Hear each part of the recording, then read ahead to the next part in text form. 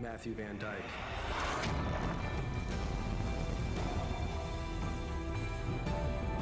Everybody tries to create their idealized image of how they want to be seen and who they want to be.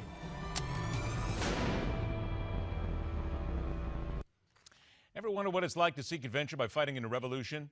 Somebody did just that and turned it into a rather highly acclaimed documentary film entitled Point and Shoot. Here's a little background on this movie right now.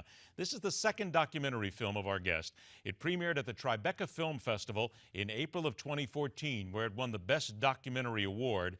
This was approaching a time when people were not sure if this movie was actually going to be made in many instances, but he used footage that he had shot during a motorcycle journey where he basically decided he wanted to go out, find the world a little bit, see what he could do, have a little adventure on his own, and then took up time while fighting in Libya alongside some of the Libyan rebels. This is basically a lot of footage that goes from 2007 to 2011. I think we still have some of the footage here from the movie itself. If we do, let's go ahead and roll a little bit, because the film itself here is a very young guy who's starting to go out and look for a little adventure.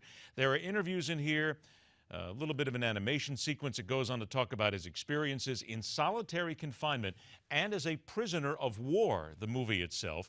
This was a 4-year motorcycle journey, a friendship that took place with a couple of people, got along with a couple of other Libyans as well. This was something that took a guy who, and if you want to understand a little bit more, someone who received a bachelor's degree in political science from the University of Maryland in Baltimore County, graduated summa cum laude, is a documentary filmmaker, calls himself a revolutionary, and a former journalist, and now he's got the movie that's out. We've only got a couple of minutes left. He's been running through traffic to get here today. Matthew Van Dyke is the star of the movie. He joins us on the telephone for a couple of minutes. Matt, how's the film doing? I know that it debuted at Tribeca. Give us a little bit of an account of where things are now.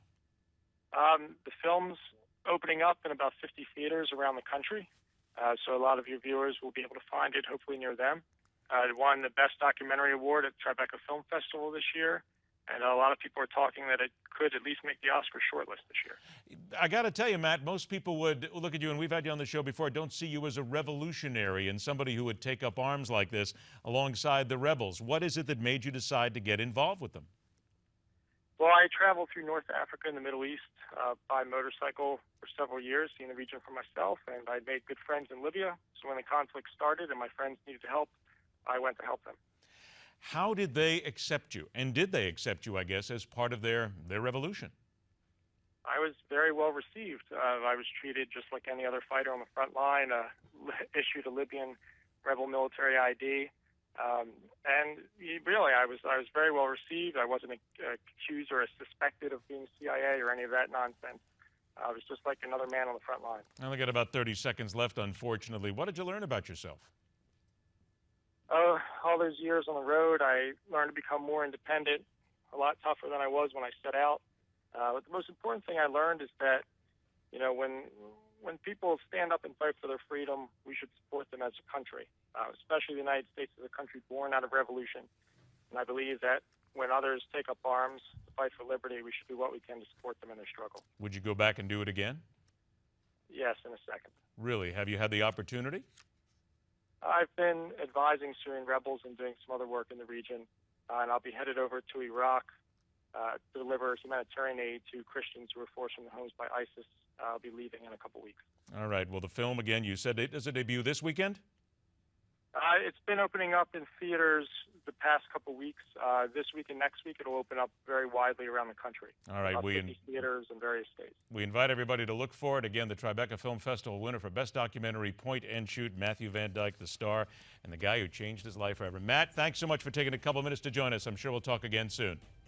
Thank you for having me. I appreciate it. All right. Always my pleasure. With that, it is time for us to point and shoot and leave, if you will. Rock on, true believers. Thanks so much for joining us. Tuesday means it's 3 days until Friday, and of course, 1 day until the middle of the week. We get it all right? So go ahead, enjoy yourself the rest of the day. Come back and join us again tomorrow, where we question everything right here on MidPoint.